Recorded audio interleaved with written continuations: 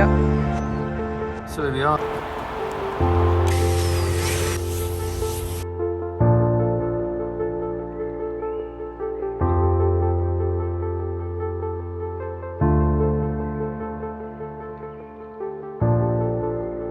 I'm glad you're filming at this angle now, because yesterday I'm going really bored. I think I might have one off. Seriously.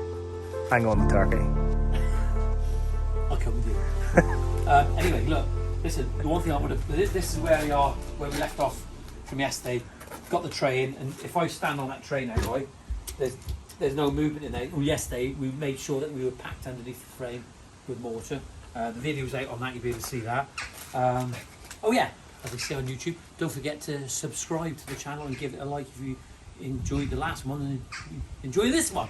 So anyway, the thing I was pointing out yesterday was that sometimes when you get these trays, and I have used these before. The what's it called?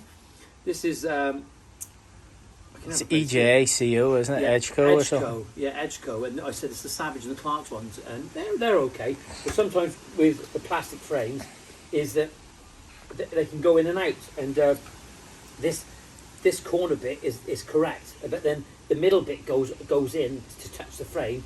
But in this case, it hasn't, and it really shows up with porcelain, especially when you've got that like we're using a 4mm gap. So if you look down there, you can see the level is straight all the way across, so there's no undulation in that plastic frame. So the idea this morning is that it's difficult to work on that when you've got to lay this one. So we're going to get this cut in, the outside, leave the internal for tomorrow, and get the outside cut on that one as well. And then what we're going to do, we're going to overcut on here. We're okay there because we've got a picture frame to go in on there, so we're okay there. We'll put one in there, put one in here, one in here, and then we'll try and work all the way down. And this isn't about rushing it now. We've got to make sure that we head in the right direction, positive, and we don't want to be revisiting this, do we? No, definitely not. Right, let's get some measurements. So we've got to cut around the outside of this tray now, and we'll get the 900 in, so it'll be overlaid. But what we've got to do is around the outside. We could get the slab itself, or the porcelain unit, or the tile, whatever you want to call it, and we can overlay it, and then we can mark it that way if we want to. But I don't think that's the best way to do it, simply because you could be out, and you don't want to be making a mistake with any paving. You want to get it right first time. So we're allowing for a 4mm gap there. We've got 104 there, so that's 96 on this side, and on here we have, go by there, run the level across, so you can actually see 96 the one way, and then that is, I don't know if you can see right because my blinking eyesight, that is 155, so it's 159 then for the 4mm gap, 159. Yeah. 159. 96, 159. We're just marking this now, and unfortunately we've got the pencils today because we usually use the, I think it's a tracer pencil or something. yeah, and they're good, but I've lost my lead, haven't I? Not that lead. Yeah. I don't mean, sorry. Oh, you lose a lot though, don't you? Yeah, I do. It's getting old. So he said 159 on here. So what you've got to remember is, as long as it fits in and you're within a couple of mil, there is a 2-in-1 blade that you can use, and that will clean the face up. So if you have any fragmentation when you're cutting with porcelain, you can clean the face up, and it's a 2-in-1 blade. Elite Stone Tools do one, Rubi do one, there are a number of other ones out there, and what it does, when you clean it up, you can get back to your 4mm gaps. That's another way of thinking about it, but the idea is to try and be as accurate as possible, like so. And we've got to cut the other way as well, haven't we? Yeah. Well, it was Ryan's birthday last week, and he was 26. Yeah, 26. And we've got your birthday present. Not we're looking for any praise. That you wanted. Yeah, that little ox level. Yeah, 1.2. They're good ones, aren't they? Oh yeah, heavy duty, like. Yeah. Yeah. So look, I've had that ox level for a while now, and they're sturdy, aren't they?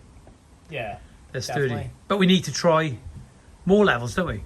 Yeah, we definitely do. Yeah. I've got that big Stabilo one of mine. And we're not going to name any other brands, but we've seen some levels the other day that was on offer in Juicens, and No. Well, I suppose no. let's not name them.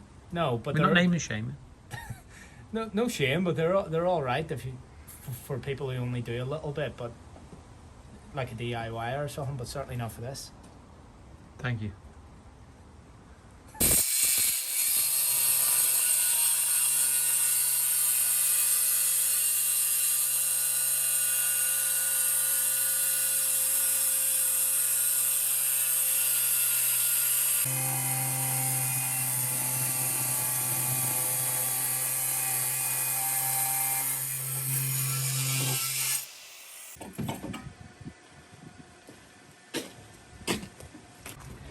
Well, what we've done, we've dry cut both ends on that because we can do.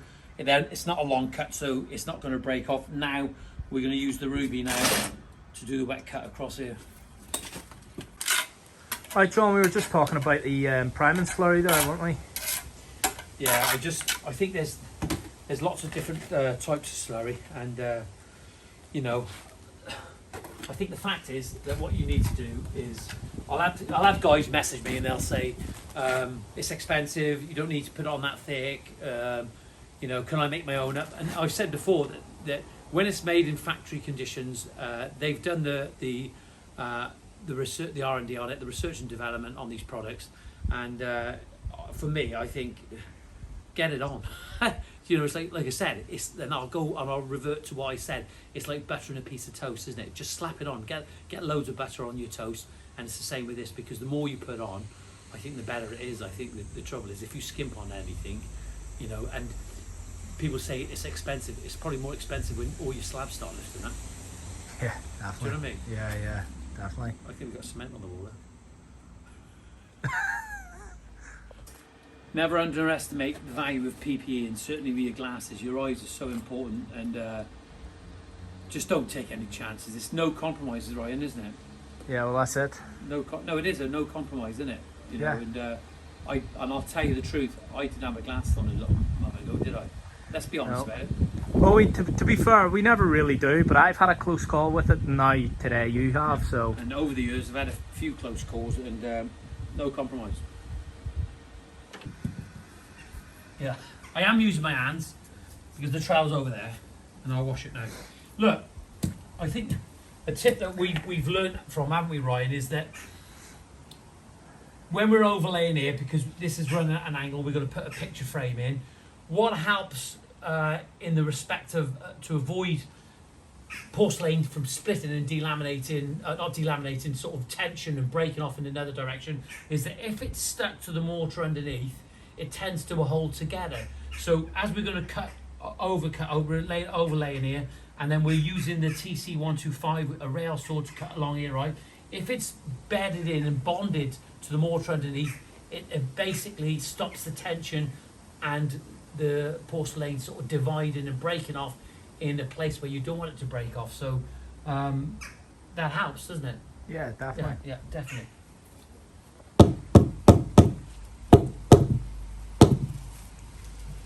And we haven't rehearsed this. I'll tell you something now. We spoke earlier on about PPE and about glasses and about things. It's so important to wear your glasses when you're working with any product, anything that's going to cause a potential danger.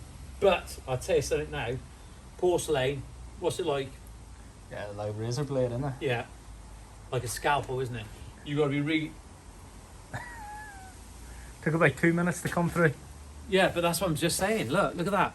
So I've used it so many times, and especially if you're cleaning off your Rubi or any other tile cutter in that respect, is that you need to use a brush. Don't wipe it your hand. I've done it before, and I'm not kidding you. I could have sliced my finger off. It is really sharp. Just be careful. If you don't mind me saying that, and let it be said that our clients here, Dan and Jenna and Little Nell, they're absolutely fantastic. But Dan's dad, Mike, is my best mate now. Legend, isn't he? He's magic. He's magic. Well, here we are. So We're coming down here now, you can see it's in and out a little bit, but that doesn't really matter. So we're overlaying because we've got to put a picture frame in. And the other thing, of course, that what's going to go on here is cladding. Okay, it's going to be about 80 mil out from the wall. Can you just have a look down there, right? Yeah. It'd be just important, just good to show our viewers what's going on here. So it's important that when you're ordering your paving, make sure that you order enough. And we know for a fact from previous customers when they've placed their order, and sometimes we help them to place their order, making sure we get the right quantities.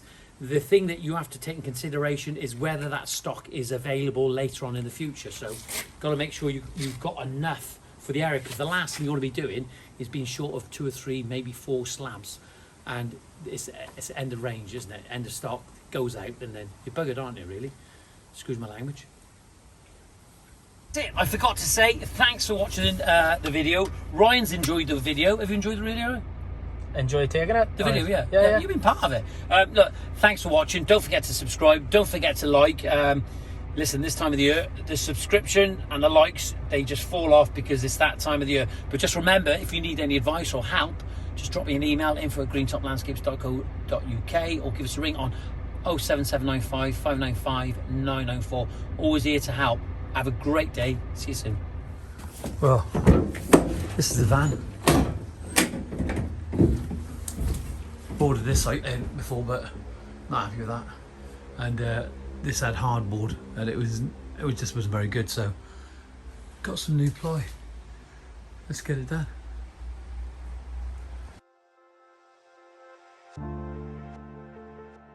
There we are. I managed to get the board on the head wall there. There we go.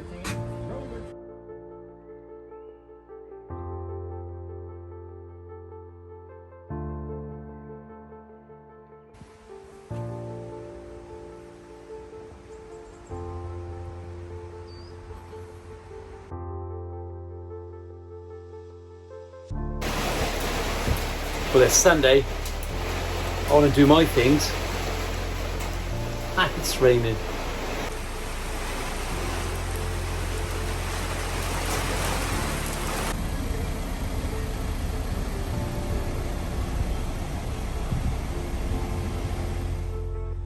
Oh, good morning. This is the van. It looks as if it's in a little bit of a mess. I was working on it the weekend. Now the board's come off the side. But I brought the tools in what I need today, and boarded that yesterday. And I haven't brought many tools in. So what I need today, look at that. Totally empty van, really. Board's going in. Insulation. Now, anybody got any ideas about what sort of insulation I should be putting in? There's nothing worse than you get the condensation on the inside of your van. You've got your tools in there. That's where they're good being left in boxes and keep them dry. We had a fair bit of rain the weekend. Nothing older than there now, but you can still see water coming over here. It is getting away.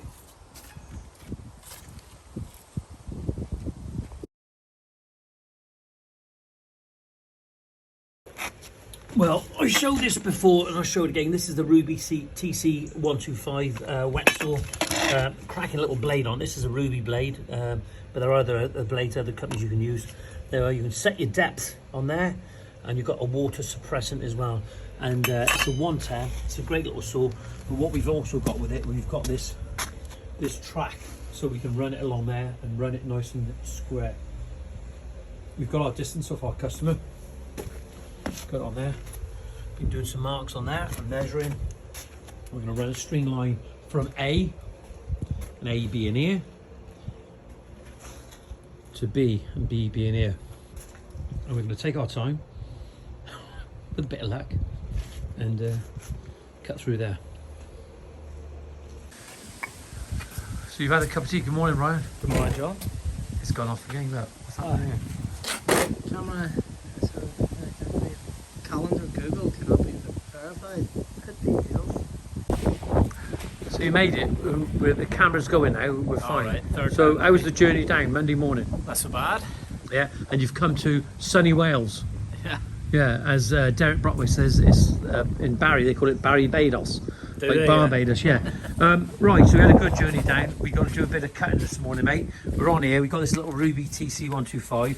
We've got our distance, haven't we? And we've used a string line from A to B. Yeah. Now, I don't want to use the chalk line because it's just going to get wet on the floor there, isn't it? It's not, it's not good. So we've got the track set up to the distance that we want, and the blade cut off the face off the track is 35 mil. Okay, 35 mil. So from the edge of the track to the cut, which is there, 35 mil, and we've got these section cuts. They're in place now, right? Aren't they? They're all in place. Yeah. Hey, we did make a mistake once before, didn't we? Yeah. Well, it was one of them. I think we were just trying to, what would you say, speed up the process, maybe, making it a bit easier. Right. But Maybe Russian. yeah, it didn't really pay off. No, but so what we got to do? We got to make sure that we just got to check, haven't we? That line is going It's through. just every time we reset, you know.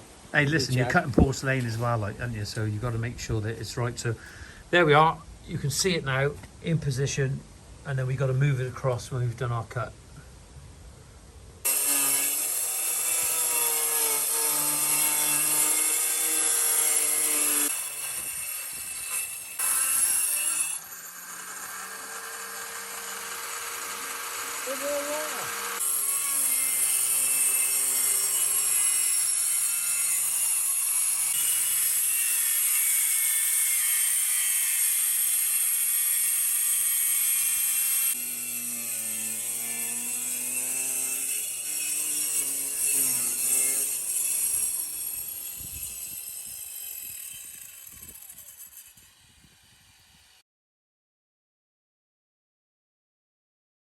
Just wanted to show you this now.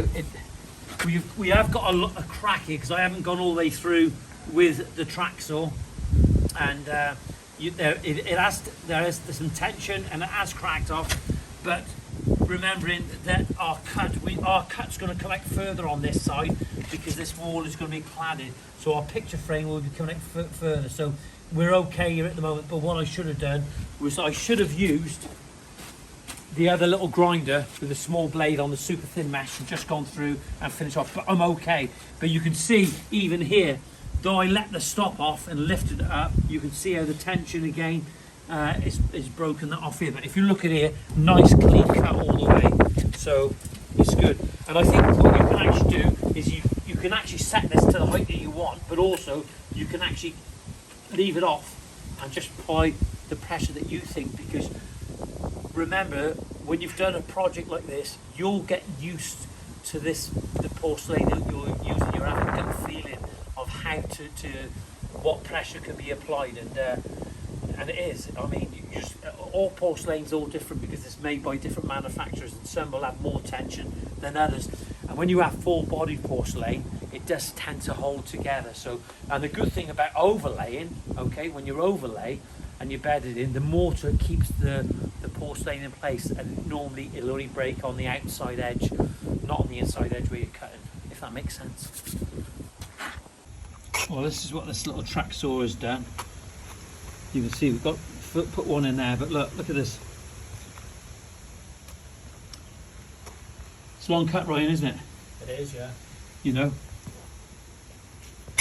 just think how long that would take if we were up and off the saw.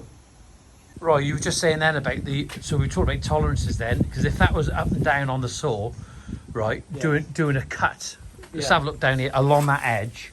Yeah, you'd be within a few mil, wouldn't you? This is A to B, isn't it? Yeah. So even if you're a few mil off, it's still one continuous straight line, so you don't really see it, to be honest. And if it looks right, it's yeah, right. yeah, that's it. It looks right to the eye, doesn't it? You know, so where if it was a little bit here and there, that would annoy me, to be honest. I don't like that. I like one nice straight line. A to B, and yeah, you've got to get right with this porcelain, haven't you? Absolutely. Right, okay, let's get on with it. Right, so we physically can't get the saw right up against the wall there, and we've got to go a little bit further on. It's about another just 2.5 inches. But this is where we're going to use the dry cut blade just to get down on there and just go through, because otherwise what's going to happen, that's going to snap off one way or the other. So we need to drop down on the other end.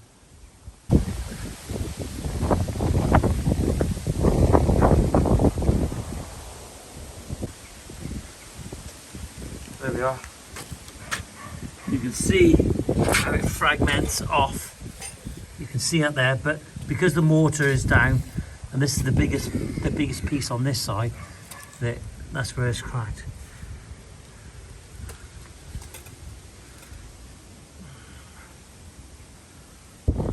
We've gone all the way through.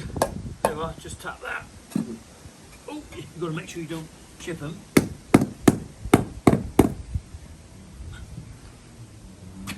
Got to check that. One. Just tap this one, there on it.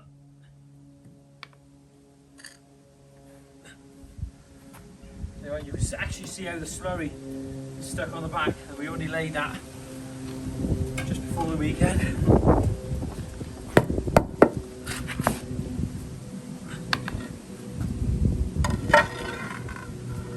What this has actually done now, right? If we look at this now, if you look at it, that's going off solid, isn't it? Yeah. That was our what we call that magic mix. So we can just reduce that level a little bit, but we've got a decent bed then to put our picture frame across, which we're going to be doing at some point today. Just want to point out what Ryan had noticed. This is one of the areas we've done on a drier day, and that's solid.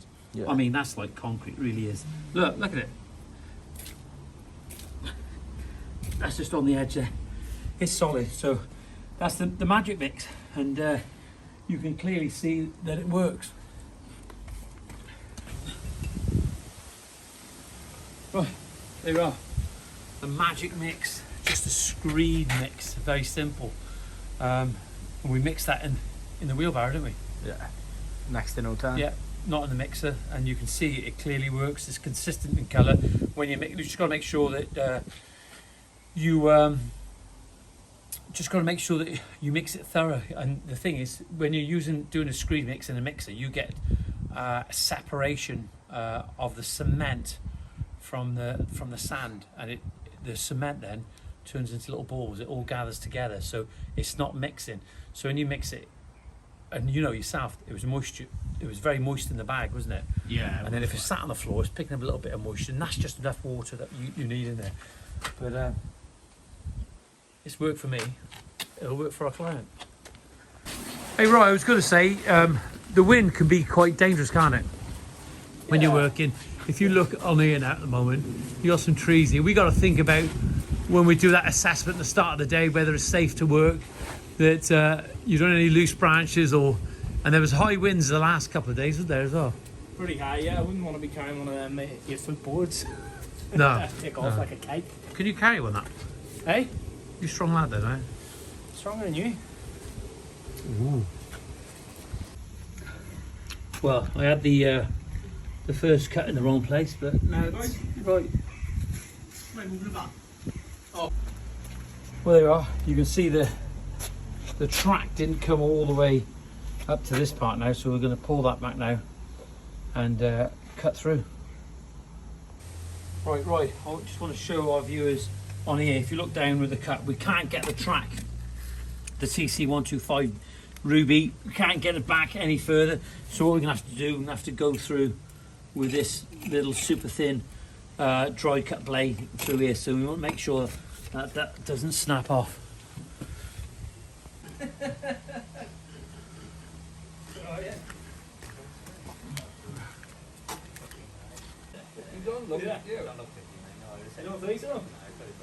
It's boarded, isn't it? You know. It's mad, isn't it? Then take it from and you think, yeah. It's John Roberts on location in Tredegar, South Wales, and it's not exactly Beirut, but we got the man himself, Mike, my mate, has saved on the phone. Mike, it's been a real pleasure working with you up here. Don't go, Mike, come back. Come back.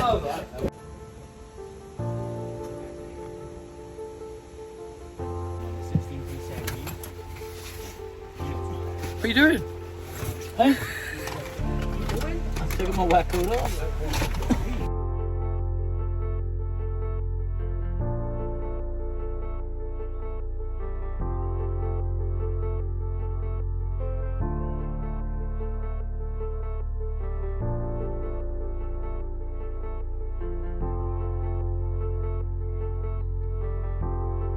made steady progress, and people will look at the video and then look at the previous videos and say, well, that should have been done by now. But the fact is, we all do things slightly different, don't we, Ryan? I'm looking for support now. Yeah. Okay. No, but doing the trays, I rather just approach on the trays very easily, get it done, let it go off. We found one of the slabs today that was not slabs, the porcelain unit, and there was a chip in there that had to be lifted, put a new one in, and we have got a loose slab over there. And there's the reason for that is that we had to reduce the height of the mano tray a little bit because the plastic frame was perfect, but the tray itself was that little bit proud, and no matter how many times we screwed it down to put it down into position onto that rubber seal, it wasn't quite there, was it, right? No. So it was literally, I don't think it was even 2 mil, it was just, but you could just see it. So we've had to put that right. We're gonna have to lift that and stick that down again. And the way I do it is that I take the slab up, reduce the mortar underneath, and then probably put about 5 to 10 mil in Mapai exterior adhesive, or we can use the slurry that we use in the primary slurry, and that will do it as well.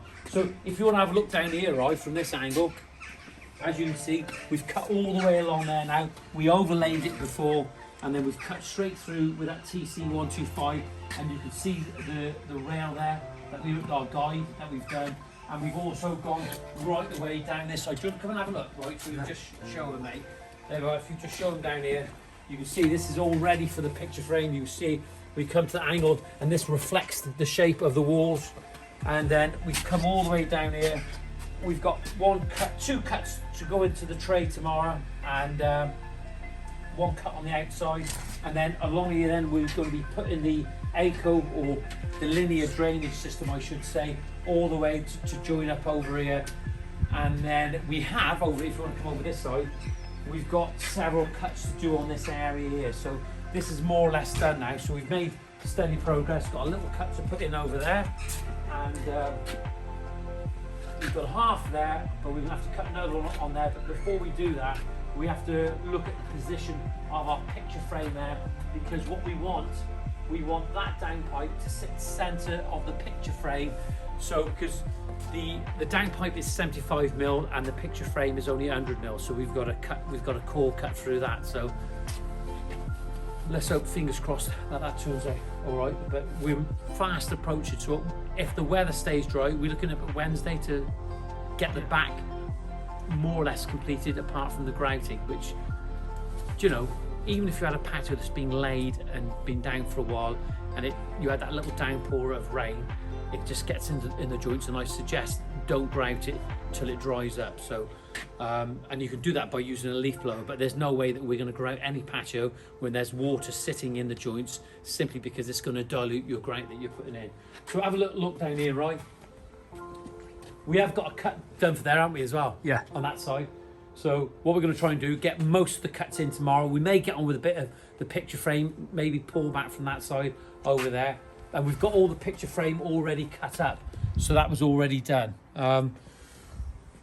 We were off this job last week, wasn't it? Yeah. Was it last week? No, the week before. Last week. I can't remember. Anyway, we was off it for 3 days, so we can get back onto it. And I hope you've enjoyed this video, because I've enjoyed going through this process and picking all the boards up and the sheets up, so you can actually see what you've got. And Dan and Mike now have really sort of looked at it, and they can see the expanse of it. It's a nice light slab, and it opens up the area. It's amazing how good it actually looks now. So so if you enjoy this video, give me a big thumbs up, and don't forget to subscribe. And if you give me a thumbs down, that's absolutely fine. You're entitled to your opinion. Have a good day.